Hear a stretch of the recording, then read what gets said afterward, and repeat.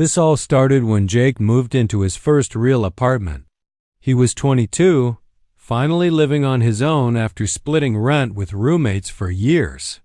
The place wasn't anything fancy, a 2-bedroom unit in an older part of town in Ontario. A quiet, residential neighborhood with retired folks, neatly trimmed lawns, and kids riding bikes in the evenings. The kind of place where nothing bad ever really happens, or so Jake thought. He picked this place because it felt safe. He liked the stillness, the silence. The rent was cheap, and it came with heat and water included. Everything seemed perfect. At first, until the unit next door got a new neighbor. That's where everything started to change. At first, Jake didn't think anything of it. He never saw the new tenant arrive. No moving truck, no noise, no footsteps in the hall. One day, the apartment was empty, and the next day, thick, black curtains were up on every window. Not just blinds, blackout curtains, like the kind you'd use in a photography studio or an interrogation room. You couldn't see a single thing inside. Jake thought maybe it was just someone private. Some people are like that. They move quietly, keep to themselves. He wasn't the type to pry. But then the sound started. It was around 12:30 a.m. when Jake first heard it. He was lying in bed, watching something on his phone, about to fall asleep. At first, it sounded like something faint, like a chair being pushed slowly across the floor. Just a dull dragging sound muffled through the shared wall. He paused the video and sat up. The noise continued. Long, slow scrapes almost like metal on wood. He waited for it to stop. At didn single quotes t. Then something even stranger. Tapping. 3 slow, deliberate taps. Then nothing. Then again. Same pattern. Like someone was tapping directly on the wall from the other side, just a few inches from his head. Jake sat there frozen. It didn't sound like pipes or old building noises. It sounded too human, too intentional, but it was late. Maybe it was just his imagination. Maybe someone really had moved in and they were dragging furniture around, tapping to find studs in the wall. Weird, sure, but not supernatural. Not yet. Still, Jake brought it up the next day when he ran into the landlord doing repairs downstairs. Just casually. "Hey," he said, "any idea who moved into the unit next to me?" The landlord looked confused. "Next door?" "No one yet. We're still waiting on someone to sign the lease." "Why?" Jake felt a chill creep up his spine. "I heard some noises last night. Thought maybe someone had moved in." The landlord shook his head. "Nope, still empty. Hasn't been touched since the last tenant moved out. Place is locked up. You're the only one on that floor right now." That night, Jake didn't sleep at all. The dragging returned right on time. Around 12:45 a.m. longer this time. Louder, like something heavy was being pulled across the floor for minutes on end. He sat in bed, holding his breath, listening. As it continued, then came the tapping again, not random. Not like a loose pipe or creaking wood. 3 taps. Pause. 3 taps. Again. And then something new. Whispers. Jake wasn't sure at first. He turned off his fan, sat perfectly still, and pressed his ear to the wall. He could barely make it out, but there was definitely a voice. A woman's voice. Low, trembling, muttering something over and over. He couldn't make out the words, but the tone was unmistakable. Panic started to rise in his chest. He pulled back from the wall, staring into the darkness of his room. His hands were cold. His heart was pounding. And then, everything stopped. Silence. For the first time, Jake realized something bone-deep and terrifying. He might not be alone, but if the apartment was still officially empty, if the landlord had no keys checked out, if there was no electricity even turned on in that unit. Then who or what was making those sounds? The next morning, Jake walked outside to clear his head and passed by the neighbor's door. He looked at the PEEPHOLE dot. It was dark dot block dot as if someone was standing directly behind it, watching him. That was the moment he knew. This wasn't just a noisy neighbor. This was something else entirely. And it had already started watching him from the shadows. Jake thought it was over. After confronting the landlord and hearing that no one was supposed to be living next door, he figured maybe it was just his mind playing tricks on him. Maybe it was just an old building. Bad insulation, weird acoustics. He tried to let it go, but the noises didn't stop. In fact, they got worse. At first, it was just the same routine scraping sounds late at night, like heavy furniture being dragged slowly across the floor. Then the tapping started again, always around the same time, just past midnight. Rhythmic, calm, and unnerving. 3 taps. Pause. 3 taps again. Jake tried everything. He started sleeping with music playing in his earbuds. That didn't help. The sound came through anyway, louder now. He even moved into the second bedroom on the other side of the apartment to escape the shared wall, but the sounds followed him. The tapping wasn't just in the bedroom anymore. It started moving. Sometimes he'd hear it in the hallway. Other nights it came from the living room. Always soft, always in threes. Always between midnight and 2 a.m. Then came the whispers. They were faint, just barely audible. Jake would be lying in bed, trying to sleep, when he'd hear them again, that same low female voice speaking in hushed tones. Sometimes right behind the wall. Other times, it felt like it was coming from inside the apartment itself. The words weren't clear. It wasn't screaming or crying. It was more like mumbling, like someone trying to warn him. But the tone of the voice? That's what unsettled Jake the most. It sounded afraid. One night, fed up and half awake, Jake walked outside around 2:30 a.m. to check the unit next door. He wanted to prove to himself there was nothing to be scared of. He stood in front of the neighboring door and stared at it for a minute. Then he noticed something. The PEEPHOLE. It was blocked again. Jake felt his stomach twist. It wasn't just dark. There was a shape, a faint outline, as if someone was standing just inches behind the door, not moving, watching him through the peephole from the inside. But there were no footsteps, no breathing, just silence. He backed away slowly and went back inside, locking every door and window behind him. The next morning, he called the landlord again, this time more forceful. "Look," he said, "I know you told me the unit's empty, but someone has to be in there. I'm hearing furniture moving, talking. I saw someone through the peephole." The landlord paused. "You saw what?" Jake repeated it. "I'm not crazy. Someone is in there. They've been in there for weeks." The landlord let out a breath. "Jake, I checked that place myself 2 days ago. It's locked. I walked through the whole unit. There's no furniture, no power. You sure it's not someone outside your window?" Jake didn't respond. He didn't know what to say. It wasn't outside. It was in the wall, right on the other side. That night, the tapping didn't come. For the first time in days, it was quiet. Jake thought maybe, finally, it was over, but the silence didn't feel like peace. It felt like waiting. He stayed up until 3 a.m., staring at the wall, barely blinking. Nothing happened. No whispers, no footsteps, just stillness. But when he woke up the next morning and walked into the kitchen, something chilled him to the core.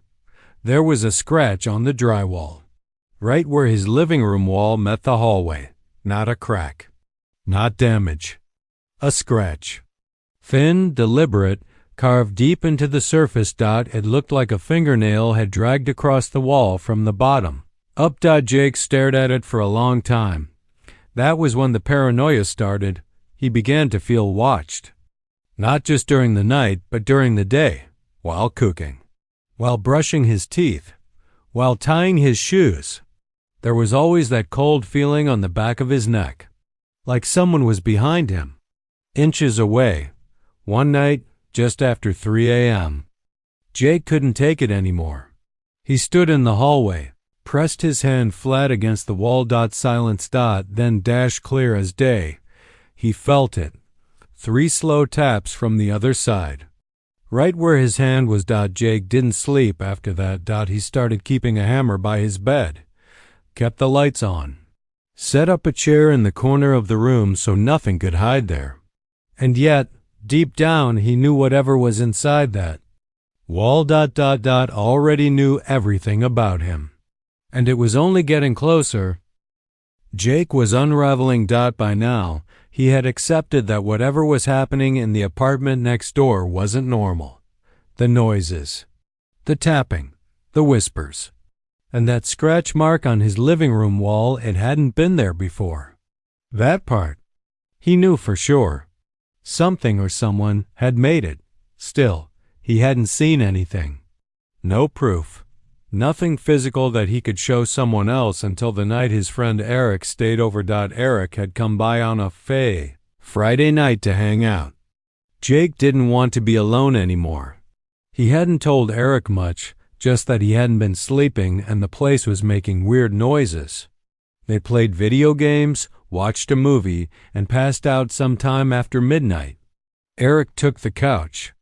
Jake went to his room. At exactly 3:12 a.m., Jake woke up to the sound of footsteps.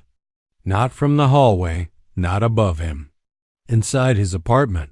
He sat up, heart racing, but didn't hear anything else. Then soft knocking at his bedroom door. It was Eric. "Dude," Eric whispered, voice shaky. "I think someone was just outside your window." Jake blinked. "What?" "I woke up to this weird dragging noise. I looked over at the window and saw something move. I thought it was your neighbor, but—" He paused. "It didn't look right." Jake followed Eric into the living room. Nothing was outside. But Eric had snapped a photo. Just in case. He showed Jake the picture. At first, it just looked like a blurry shot of the backyard, faint porch light, trees in the background. But when Jake looked closer, his stomach dropped. There on the right side of the photo, barely in the frame, was a figure. You could only see part of it. A sliver of pale skin, long tangled black hair, and bare feet. No face. No details. But whoever or whatever it was, it had been standing silently outside Jake's window, watching them. Jake felt a cold weight settle in his chest. It wasn't just his imagination. Someone was really there. He sent the photo to the landlord the next morning.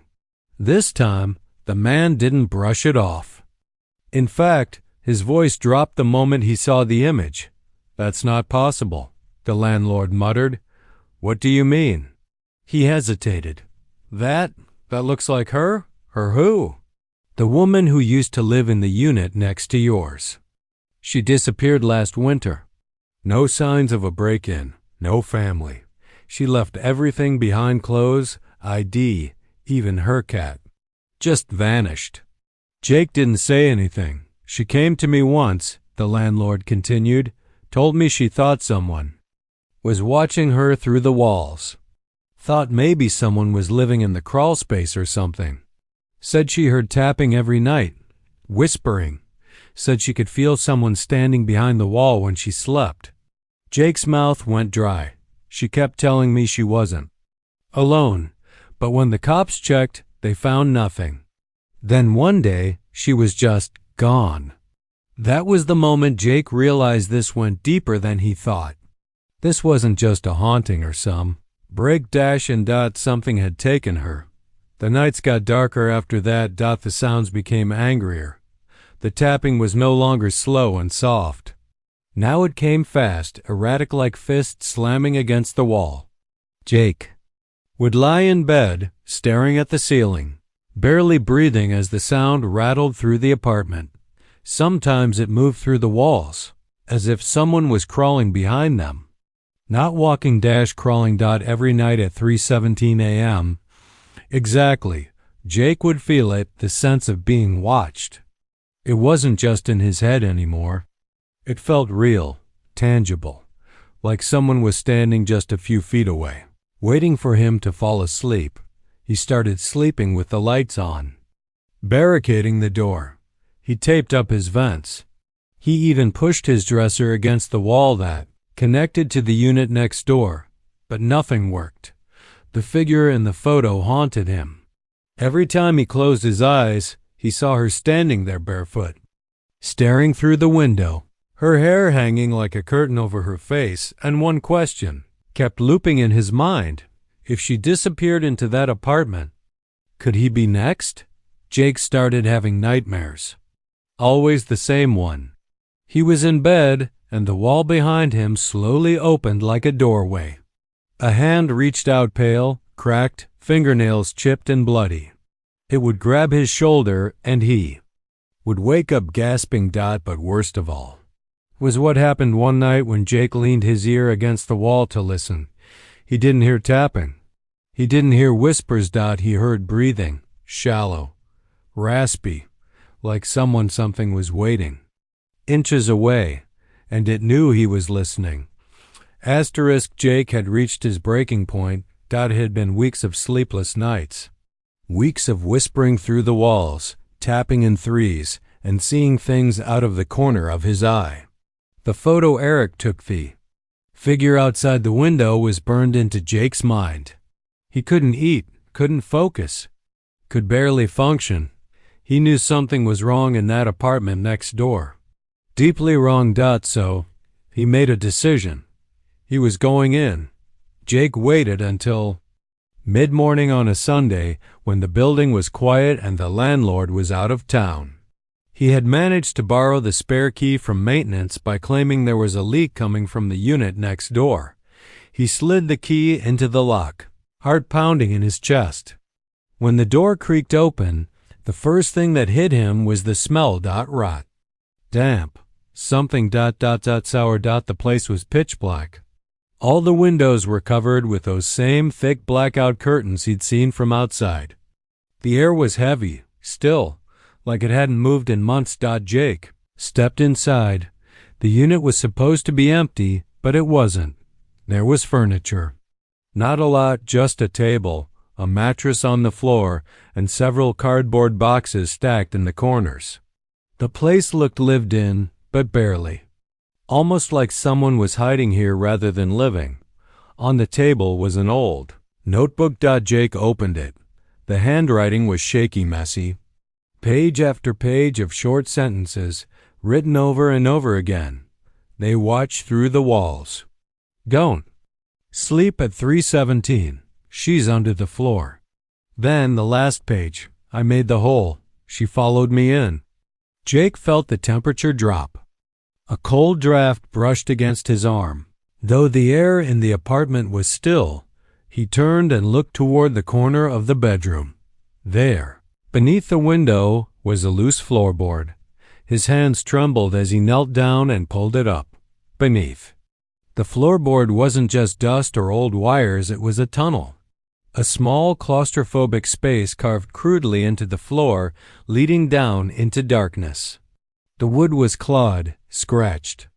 As if something or someone had tried to crawl out, Jake lowered his phone into the hole and turned on the flashlight. At first, he saw nothing but dirt and shadows.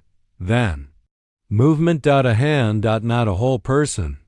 Just a pale, thin hand, retreating slowly into the dark like it was never meant to be seen. Jake stumbled back, heart slamming in his chest.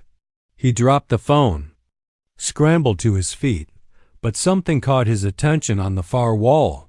More scratches, a long series of them, like frantic writing carved into the plaster. He stepped closer, squinting. I never left. You heard me. You're next. Jake backed out of the apartment. Slowly, carefully, he locked the door, returned the key, and never said a word to anyone. That night, he started packing, but before he could finish, at 3:17 a.m., he woke up not to whispers, not to tapping, but to laughter soft, female, coming from the vent above. His bed Jake froze, then something slid out from the vent and dropped onto the floor with a soft thump. He didn't look. He couldn't. Whatever had been hiding behind those walls, whatever had once taken that woman, was in his apartment now, and it knew he'd seen it. Jake ran, left everything behind, never came back. He moved out of town, stayed with friends, slept on floors, anywhere but there. Months passed. He blocked it out, pushed the memories away, thought he had escaped, until the letter came. No return address. Just a piece of paper, folded in thirds. Jake opened it. Only 5 words were written, handwritten in shaky ink. Why did you leave me? Final note. The building Jake lived in was condemned shortly after. Water damage, mold, unstable foundations. At least, that's what the report said. The unit next to his was sealed shut. But sometimes, the neighborhood kids say they still hear things coming from behind that boarded-up window late at night. Scraping, whispers, tapping in threes. And once, someone swore they saw a pale woman standing barefoot behind the curtain, still waiting, still watching, still there.